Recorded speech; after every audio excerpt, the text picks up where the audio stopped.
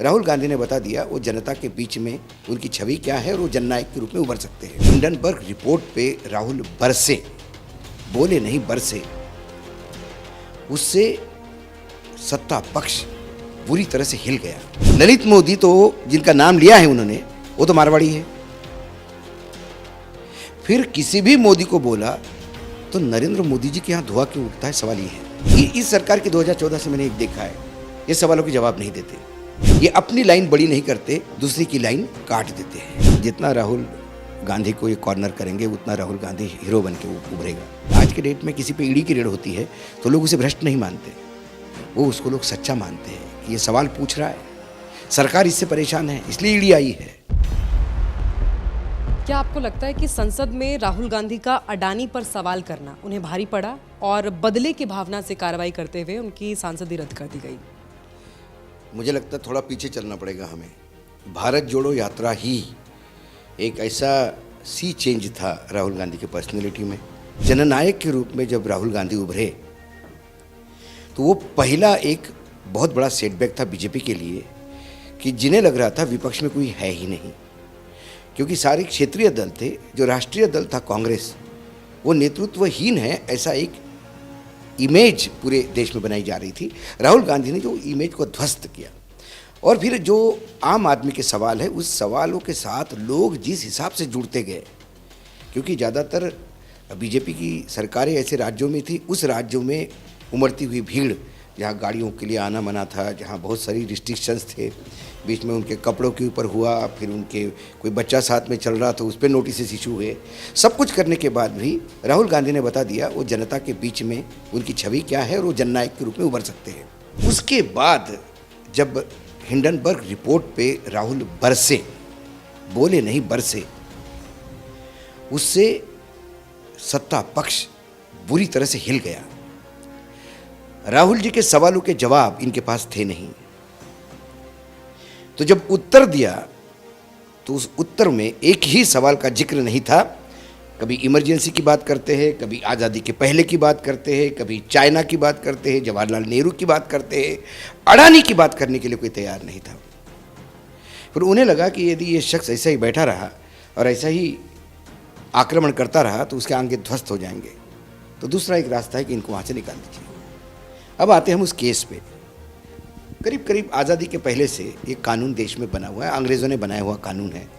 Maximum उसमें सज़ा 2 साल की है और जब से बना कानून 100-125 साल हो गए, तब से लेकर आज तक सिर्फ 2 व्यक्तियों को, एक आज़ादी के पहले 80 साल पहले किसी को हुआ, उसके बाद राहुल गांधी को, जिसको मैक्सिमम सज़ा दी। राहुल गांधी ने कहा क्या था? राहुल गांधी ने कहा था कि ये फला मोदी ये सब भगोड़े हैं, देश का पैसा लेके गए हैं। ये तो भाजपा भी बोलती है कि ये भगोड़े हैं, पैसा लेके गए हैं। वो तो ये भी बोल रहे थे कि हम पैसा लेके वापस आएंगे, इनसे इनको जेल में डालेंगे। तो उन्होंने कहा कि मोदी क्यों होते हैं भाई सारे लोग? तो इस पे एक मोदी आहत हुआ और उसने पूरे मोदी समाज और पूरे ओबीसी को कहा कि गाली दी है।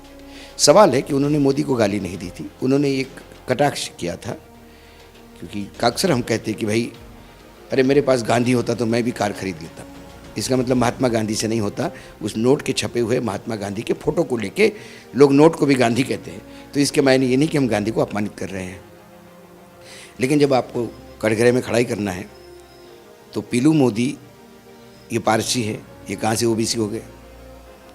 सैयद मोदी मुसलमान थे। मैं बड़े नाम ले रहा हूँ जो पूरा देश जानता है जिनको। ललित मोदी तो जिनका नाम लिया है उन्होंने, वो तो मारवाड़ी है। फिर किसी भी मोदी को बोला तो नरेंद्र मोदी जी के यहाँ धुआं क्यों उठता है, सवाल ये है। तो उसको लेके जब ये गया तो आपको थोड़ा कोर्ट की क्रोनोलॉजी भी समझनी पड़ेगी। पिटिशनर ने जिसने एफआईआर दर्ज की, केस कोर्ट में रजिस्टर हुआ, उनको लगा कि जो जज साहब है ये थोड़े कानून के हिसाब से चलने वाले हैं, तो उन्होंने हाई कोर्ट को जाके वो केस रुकवाया खुद ही। और जैसे ही अपने बलन के जज आ गए, हाई कोर्ट से जाके केस विड्रॉ किया। केस चलता है, 1 महीने में हियरिंग होती है, नए जज साहब सुनते हैं, उसके बाद उनको तुरंत 2 साल की सज़ा हो जाती है। वो सज़ा होती न होती तुरंत या मेंबरशिप ख़त्म हो जाती है, बंगला खाली करवाया जाता है और उसके बाद जज साहब का प्रमोशन होता है। इस सीक्वेंस को हम क्या कहें? हम न्यायपालिका पे आरोप नहीं लगाते, लेकिन जब ये सीक्वेंस सामने आती है तो जवाबदेही तो न्यायपालिका की भी बनती है, क्योंकि संविधान का एक बहुत बड़ा स्तंभ है वो। आपने क्रोनोलॉजी का जिक्र किया आपने। टाइमलाइन अगर देखा जाए, जिस रफ्तार के साथ कार्रवाई हुई, उसके बाद सदस्यता रद्द हो जाना, आवास ले लेना, आपको लगता है कि जो सवाल किया या मुद्दा उठाया राहुल गांधी ने अडानी का संसद में, उसी की कीमत वो चुका रहे हैं आज? बिल्कुल अडानी की कीमत चुका रहे हैं, और ये कीमत इसलिए भी चुका रहे हैं क्योंकि उनको लगा कि ये सिर्फ बोलता है तो जनता सुनती है। क्योंकि मैं बार बार कहता हूँ, राहुल गांधी के किसी भी एक्ट को अब हमें भारत जोड़ो यात्रा के साथ जोड़ के देखना होगा। पहले राहुल बोलते तो कोई सीरियसली लेता नहीं था, ऐसा ये लोग कहते थे।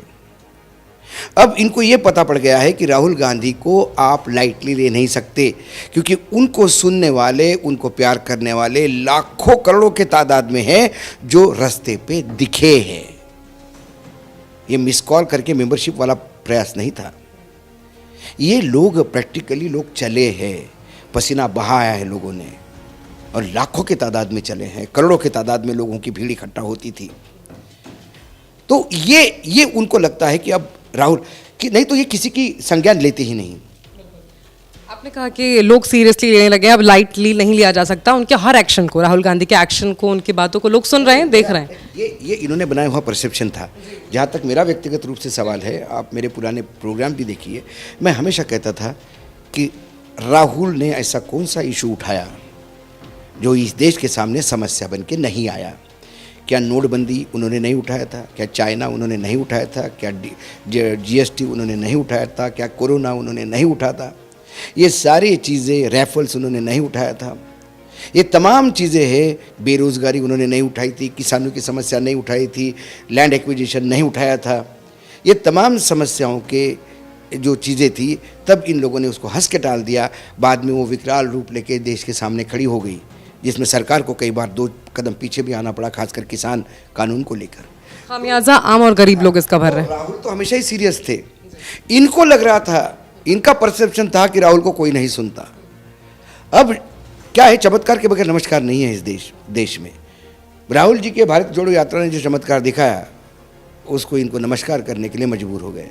और जब नमस्कार करने के 2 तरीके होते हैं, एक आप स्वागत में नमस्ते करते हो, और एक आप विदाई में, बहुत हो गया भैया जा। तो ये जो इनका जो नमस्ते था राहुल गांधी को, बहुत हो गया भैया तू जा, तेरा बंगला भी खाली कर लेंगे, तेरी सदस्यता भी ले लेंगे, तेरे को ना पार्लियामेंट में खड़ा होने देंगे, ना बोलने देंगे। आपको लगता है राहुल गांधी को सुप्रीम कोर्ट से राहत मिलेगी? जिस हिसाब से सुप्रीम कोर्ट से ज़्यादा मैं कहूँगा, मुझे चंद्रचूड़ जी पे विश्वास है, क्योंकि इसी सुप्रीम कोर्ट ने कई बार मुझे ऐसे भी लोग आते हुए दिखाई दिए। जजेस में भी जब गवर्नर और राज्यसभा बनने की लालसा उत्पन्न होती है, तो सत्ता पक्ष की तरफ झुका होता है। कम से कम चंद्रचूड़ जब से आए, तब से मुझे लगता है कि सामान्य इंसान जिसको ज्ञान नहीं है कानून का, जो एक सामान्य अपनी ज़िंदगी जीता है, इस देश का नागरिक है, उसकी न्यायपालिका में विश्वास बढ़ा है। और यदि न्यायपालिका में उसका विश्वास बढ़ा है, और चंद्रचूड़ जी कॉन्स्टिट्यूशन अपना जो देश का है उसके फ्रेम में काम करते हैं, उसमें चाहे सरकार गलत हो या सरकार सही हो, क्योंकि जब निर्णय आता है तो एक के विरोध में आता है, एक के पक्ष में आता है, तो हम किसी को लेबल नहीं कर सकते। लेकिन कम से कम चंद्रचूड़ आने के बाद, उनके मुख्य न्यायाधीश बनने के बाद, मेरा तो बहुत ज़्यादा विश्वास बढ़ा है, और मुझे लगता है कि राहुल गांधी को सही मायने में न्याय मिलेगा। एक आखिरी सवाल आपसे मेरा, राहुल गांधी की संसद की सदस्यता भारतीय जनता पार्टी ने एक साजिश के तहत ख़त्म की। अब क्या लगता है आपको, इस भारतीय जनता पार्टी को कोई फ़ायदा है? इससे नुकसान ही नुकसान है। जितना राहुल गांधी को ये कॉर्नर करेंगे, उतना राहुल गांधी हीरो बन के उभरेगा। और भारतीय जनता पार्टी ने, मतलब खासकर Modi ji style of functioning जो है, वो जो गुजरात में जैसा राज्य चलाते थे, विपक्षियों को या तो खरीद लो या अपने गोद में बिठा लो या विपक्ष को नेस्तनाबूद करो, जो विरोध करता है उसको चुप करवाओ। विरोधहीन राजनीति करके यदि आप सत्ता में बैठे रहते हैं तो वो सत्ता नहीं है, वो तानाशाह है, क्योंकि आपको विरोधी नहीं किसी का। लेकिन ये देश है, गुजरात एक छोटा राज्य है इस देश का, ये सब कॉन्टिनेंट है, या भांति भांति के लोग हैं, भांति भांति की जातियाँ, धर्म, प्रथाएं हैं। ऐसे में गुजरात मॉडल वहाँ लागू नहीं हो सकता। ढोकला सांभर के साथ नहीं खाया जाएगा, ढोकला चटनी के साथ ही खाया जाएगा। तो ये जो प्रयास हो रहा है ढोकला सांभर और हर चीज़ के साथ परोसने का, वो देश लेगा नहीं। इसलिए मुझे लगता है कि किसी भी विपक्ष के आज के डेट में किसी पे ईडी की रेड होती है तो लोग उसे भ्रष्ट नहीं मानते, वो उसको लोग सच्चा मानते हैं कि ये सवाल पूछ रहा है, सरकार इससे परेशान है इसलिए ईडी आई है, इसलिए इनकम टैक्स आई है, लोग ऐसा मानते हैं। और फिर दूसरी बात, प्रधानमंत्री की भ्रष्टाचार की जो लड़ाई है वो स्वयं ही उन्होंने ओपन कर दी। जिस नेशनलिस्ट कांग्रेस पार्टी को नेशनलिस्ट करप्ट पार्टी बोला, 3 दिन बाद उसी पार्टी को अपने सरकार में स्थान दिया, जबकि ज़रूरत नहीं थी, मेजॉरिटी में थी महाराष्ट्र की गवर्नमेंट, फिर भी आपने अकोमोडेट किया क्योंकि आपको वहाँ विपक्ष तोड़ना है। आप में औकात नहीं कि आप सामने से चुनाव लड़के अपने बलबूते पे चुनाव जीत के आओ। आपको चुनाव लड़ने में इतना डर लगता है कि आप पहले विपक्ष को ख़त्म करते हैं और फिर बोलते देखो वॉकओवर मिल गया, देखो वॉकओवर मिल गया। ये प्रजातंत्र नहीं है, ये मर्दांगी नहीं है।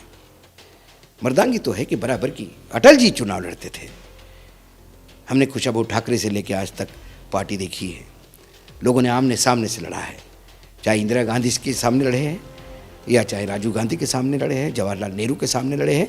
इन लोगों ने कभी ऐसी नीचे पीछे से दगा देने वालों को इकट्ठा करो, ये अंग्रेज़ों की नीति है, तोड़फोड़ करो और फिर राज्य करो। तो वही प्रयास हो रहा है, लेकिन अंग्रेज़ों को लोगों ने भगा दिया इस देश ने, तो बाकी लोग क्या लगते हैं? अडानी पर इतनी मेहरबान क्यों है ये सरकार, आपको क्या लगता है, और क्यों उसे लगातार बचाने की, डिफेंड करने की कोशिश कर रही है? अडानी के लिए जो किया है वो बहुत गैरकानूनी है, वो भी जानते हैं। और जब आपने किसी को पाला है तो उसको आप साथ देना आपकी मजबूरी है। ये तो समय बताएगा जब इन्वेस्टिगेशन होगा।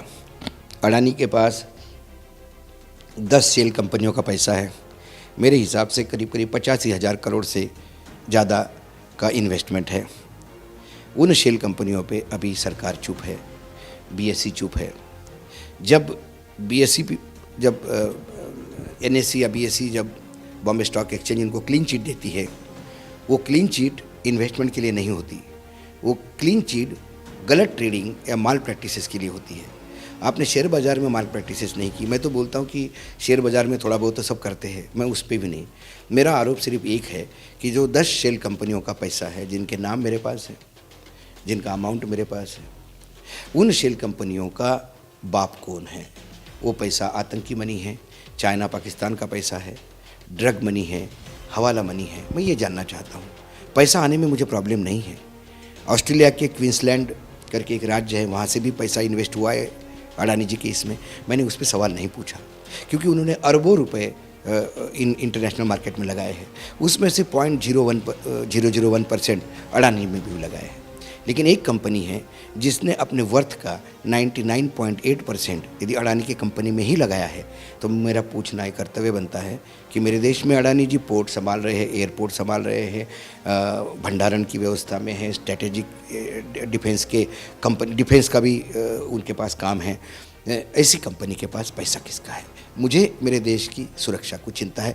अडानी जी के बारे में मेरे दुष्परिणाम है। ठीक है, अडानी एक उद्योगपति है, करता है, लेकिन पैसा लाने की लिमिट है। यदि आप पाकिस्तानी या चाइनीज़ पैसा लाओगे तो फिर मेरे देश में मैं सवाल पूछूंगा, क्योंकि मैं एक टैक्स पेयर हूँ।